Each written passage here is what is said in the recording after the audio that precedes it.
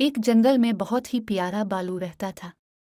वो जंगल का रिहायशी था और सब जानवर उसे बहुत पसंद करते थे। बालू की एक खुसूसी बात यह थी, वो हमेशा दूसरों की मदद करने को तैयार रहता था। एक दिन बालू ने जंगल में जानवरों को देखा जो एक मसले का सामना कर रहे थे। एक छोटा सा बच्चा रो था। रहा था। बालू ने फौरन इस बच्चे के पास जाकर पूछा कि क्या मसला है। बच्चे ने रोते हुए बताया कि इसका दोस्त इससे लड़कर नाराज हो गया है और अब वो तन्हा है। बालू ने बच्चे को संभाला और उसको समझाया कि दोस्ती में लड़ाई करना बुरी बात है। इसने इसके दोस्त को ढूंढा, दोनों को दोबारा दोस्ती कायम रखने की नसीहत की और उनको मिलजुल कर रहने के फायदे बताए।